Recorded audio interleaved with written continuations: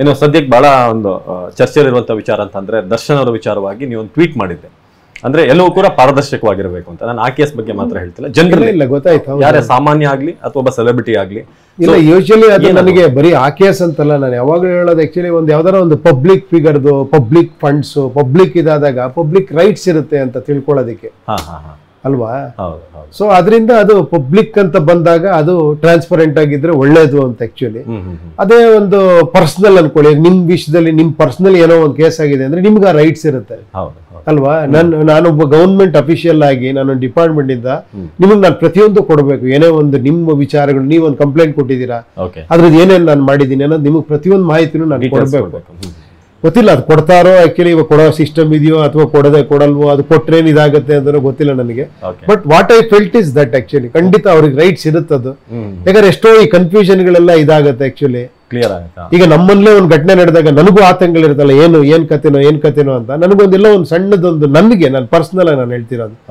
So ಅದು ಇದ್ರೆ ಒಳ್ಳೇದು ಅಂತ ನಿಮ್ಗೆ ಅನ್ಸಲ್ವಾ? ಅದು ಆಕ್ಚುಲಿ ಟ್ರಾನ್ಸ್ಪರೆನ್ಸಿ ಬೇಕು ಆಕ್ಚುಲಿ. ಇವಾಗ ನೋಡಿ ಕೋರ್ಟ್ಗಳಲ್ಲಿ ವಾದವಿವಾದಾಗ ನೋಡ್ರೆ ಖುಷಿ ಆಗತ್ತೆ ಆಕ್ಚುಲಿ. ನಾನು ನಿನ್ನೆ ನೋಡ್ತಾ ಇದ್ದೆ ಆ ಲೈವ್ ಕೋರ್ಟ್ ಅಲ್ಲಿ ಆ ಜಡ್ಜಿ ಅವರೆಲ್ಲ ಮಾತಾಡೋದು ನೋಡ್ರೆ, ಅಬ್ಬ ಯಾರೇ ಹೇಳಿದ್ದು ನ್ಯಾಯ ಇದೆಯಾ ಇವತ್ತಿಗೂ ಕೂಡ ಇಂಥ ಜಡ್ಜಿಗಳಿದ್ದಾರೆ. ಅವ್ರು ಮಾತಾಡ್ತಿರೋದು ಕೇಳಿದ್ರೆ ಒಂದು ಇನ್ಸ್ಪೈರ್ ಆಗುತ್ತೆ ಆಕ್ಚುಲಿ. ಏನೋ ನ್ಯಾಯ ಅಂದ್ರೆ ಗೊತ್ತೇನ್ರಿ, ಬಡವ್ರ ಅಂದ್ರೆ ಏನ್ ಗೊತ್ತೇನ್ರಿ, ಹಿಂಗೆ ಪ್ರತಿಯೊಂದು ಕೇಸ್ನು ಸವಿಸ್ತಾರವಾಗಿ ಹೇಳ್ತಾರೆ. ಇವೊಂದು ಇಟ್ ಇಸ್ ನಾಟ್ ಅವರ್ ಕೇಸ್, ಆ ಇಂಟ್ರೆಸ್ಟ್ ಬರುತ್ತೆ ಆಕ್ಚುಲಿ. ಎಲ್ಲೋ ಹಳ್ಳಿಲಿ ಕೂತಿರ್ತಾರೆ, ಅವ್ರಿಗೇನೋ ಒಂದು ಕೇಸ್ ನಡೀತಿರುತ್ತೆ, ಅವ್ರಿಗೊಂದು ಆಕ್ಸೆಸ್ ಇದೆಯಲ್ಲ, ನನ್ನ ಕೇಸಲ್ಲಿ ಲಾಯರ್ ಏನ್ ಮಾತಾಡ್ತಿದ್ದಾರೆ, ಜಡ್ಜ್ ಏನ್ ಮಾತಾಡಿದ್ರು, ಅದು ಬೇಕಲ್ವಾ ಅದು ಆಕ್ಚುಲಿ. ಸೊ ಟೆಕ್ನಾಲಜಿ ಇದ್ದಾಗ ಅದೊಂದು ಅಡ್ವಾಂಟೇಜ್ ಅದು ಆಕ್ಚುಲಿ.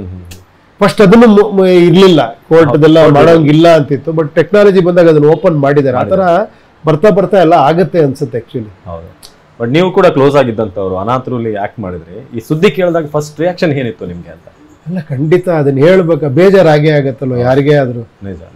ಎಷ್ಟೋ ವರ್ಷಗಳು ನಾವು ಒಂದೇ ಇಂಡಸ್ಟ್ರಿಯಲ್ಲಿ ಇದೀವಿ, ಏನಾರ ಈ ತರ ಘಟನೆಗಳಾದಾಗ ಶಾಕ್ ಆಗತ್ತೆ. ಹಿಂಗಯ್ಯ ಇದು, ಹೆಂಗ್ ಸಾಧ್ಯ ಇದು, ಯಾಕೆ ಈ ತರ ಆಯ್ತು ಅಂತ. ಬಟ್ ಗೊತ್ತಿಲ್ಲ ನಮ್ಗೆ, ಇನ್ನೂ ಗೊತ್ತಿಲ್ಲಲ್ಲ ಏನು ವಿಷಯಗಳು ಆಕ್ಚುಲಿ. ನೋಡೋಣ, ಎಲ್ಲ ಒಳ್ಳೇದಾಗ್ಲಿ ಅಂತ ಅಷ್ಟೇ ಕೇಳ್ಕೊಬೋದು ಅಷ್ಟೇ. ಎಲ್ರಿಗೂ ಒಳ್ಳೇದಾಗಬೇಕು, ಎಲ್ರಿಗೂ ಆ ನ್ಯಾಯ ಅನ್ನೋದು ಖಂಡಿತ ಎಲ್ರಿಗೂ ಸಿಗಬೇಕು ಆಕ್ಚುಲಿ. ಟ್ರೂತ್ ಅನ್ನೋದು ಹೊರಗೆ ಬಂದೇ ಬರುತ್ತೆ ಒಂದಲ್ಲ ಒಂದಿನ. ಸೊ ನೋಡೋಣ ಅದು ಏನಾಗುತ್ತೆ, ನಮಗೆ ಗೊತ್ತಿಲ್ಲ ಅದ್ರ ಬಗ್ಗೆ, ಯಾಕಂದ್ರೆ ವಿಚಾರಣೆ ಹಂತದಲ್ಲಿ ಇರೋದ್ರಿಂದ. ಯಾಕಂದ್ರೆ ಈಗ ನಮ್ಮ ಇಂಡಸ್ಟ್ರಿಲಿ ಈಗ ಅಪ್ಪು ಅವ್ರು ಇದ್ರು, ಸೊ ಅವ್ರದ್ದೊಂದು ಸಿನಿಮಾಗಳು ಬರ್ತಾ ಇತ್ತು. ದರ್ಶನ್ ಅವ್ರೀಗ ಜೈಲಲ್ಲಿದ್ದಾರೆ. ಸೊ ಇರುವಂತ ಸೂಪರ್ ಸ್ಟಾರ್ಗಳು ನಾವು ಲೆಕ್ಕ ಹಾಕಿದ್ರು ಕೂಡ ನೀವು, ಸುದೀಪ್ ಅವರು, ಈಗ ಯಶ್ ಇರ್ಬೋದು. That is not important. ಸ್ಟಾರ್ಗಳು ಬರ್ತಾರೆ, ಇನ್ನೊಬ್ರು ಬರ್ತಾರೆ, ಇನ್ನೊಬ್ಬ ಸೂಪರ್ ಸ್ಟಾರ್ ಉಟ್ಕೊಂತಾರೆ. ಅದೆಲ್ಲ ಇಂಪಾರ್ಟೆಂಟ್ ಆಕ್ಚುಲಿ. ಈ ತರ ಘಟನೆಗಳು ಆಗಬಾರ್ದು ಆಕ್ಚುಲಿ. ಯಾಕಂದ್ರೆ ನಾವು ನೆಕ್ಸ್ಟ್ ಜನರೇಷನ್ ನಾವೇನೋ ಒಂದು ಒಳ್ಳೆ ಮೆಸೇಜ್ ಕೊಟ್ಟು ಹೋಗ್ಬೇಕಲ್ವಾ.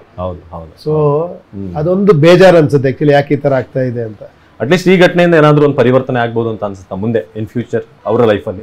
ಇಲ್ಲ, ಈಗ ಆಗ್ತಿರೋದೇ ಅದು ಆಕ್ಚುಲಿ. ಏನಂದ್ರೆ ನಾನು ಅದೇ ಹೇಳದ್ನಲ್ಲ, ಎವ್ರಿಥಿಂಗ್ ಆಕ್ಚುಲಿ. ಇವಾಗ ಅದೇ ಯಾರೋ ಒಬ್ರು ಹೇಳ್ತಾರೆ, ಕ್ರೋಧಿನಾಮ ಸಂವತ್ಸರ ಇದು ಆಕ್ಚುಲಿ. ಏನಂದ್ರೆ ಎಲ್ಲ ಹೊರಗೆ ಬರ್ತಾ ಹೋಗುತ್ತೆ, ಯಾವುದೇ ವಿಷಯಗಳಾದ್ರೂ ಕೂಡ. ಸೊ ಎಲ್ಲೋ ಒಂದ್ ಕಡೆ ಇದು ಏನೋ ಸತ್ಯಯುಗಕ್ಕೆ ದಾರಿ ಏನೋ ಅನ್ಸುತ್ತೆ ಆಕ್ಚುಲಿ.